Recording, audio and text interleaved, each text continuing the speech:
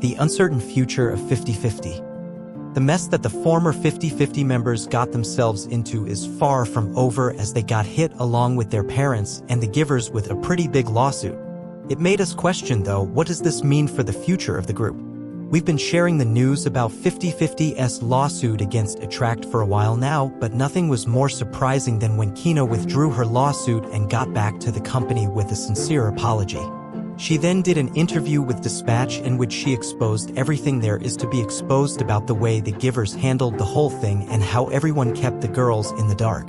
Kina mentioned that earlier Sina, one of the former group members, informed Attract that she had tested positive for COVID-19. However, investigations revealed that the message and the positive test picture were sent from the giver's CEO's home, not their dorm, which means that it was on Sunil's test and that Sina lied. Kina believed this was an attempt to enforce quarantine on the girls and affect their contract negotiations with Attract so that there would be time for them to file the lawsuit after their quarantine.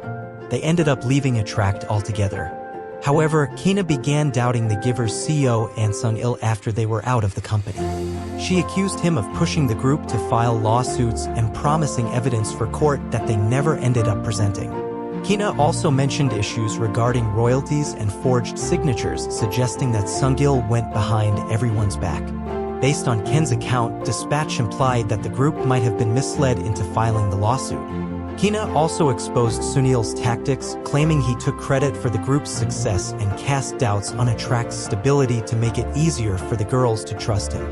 There were more revelations, including a potential buyout offer by Warner Records that was misrepresented by Sunil.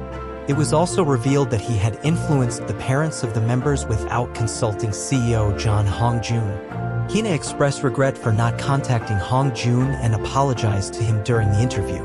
After Dispatch published their report, Ken's father also shared conversations with Sunil, hinting at Warner Music Korea's potential involvement in the mess. After all these revelations, public opinion toward Kina softened, with support for her potential debut in another group growing. Her statements align with evidence, and most important of all, she had apologized to the company and gone back, which is what the netizens have wanted from the first day. Ken's decision to come back proved to be the right one, at least for her and her reputation. Insiders revealed that she had received her first payment, which was anticipated to be about 5 to 7 figures in US dollars. She also went on with schedules as if nothing had happened and even went to the US to represent the group at the Billboard Music Awards. Then Kina ended up donating 10 million won to the Korean Red Cross to aid young people transitioning to independence. Whether this was media play from Attract's side or not, it seemed to be the right move, as even the netizens who were not so sure about her turned the page and got on her side. But now the story thickens. Attract did end up keeping their promise of not playing nice with the other 3 former 50/50 members anymore. They terminated their contracts with the 3 other girls and hinted at legal action.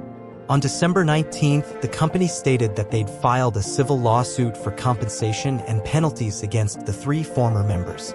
They also filed a lawsuit for damages against the givers, the CEO Ansel Baekjinil, and the parents of the 3 members. Attract calculated that the damage and penalties that were caused by the 3 were about $100 million.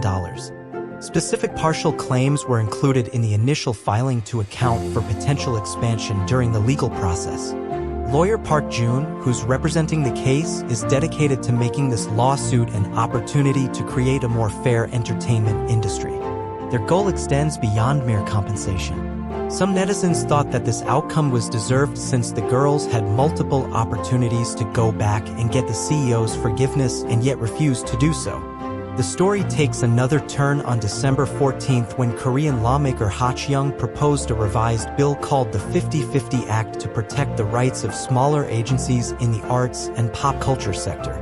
The aim is to create a fair environment in this industry by offering equal government support to these smaller agencies. The updated bill recognizes that the current laws and system mostly protect singers rather than the agencies they're signed with.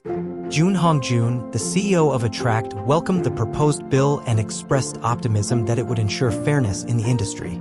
However, some K-pop fans are skeptical, fearing potential misuse by agencies to mistreat their artists.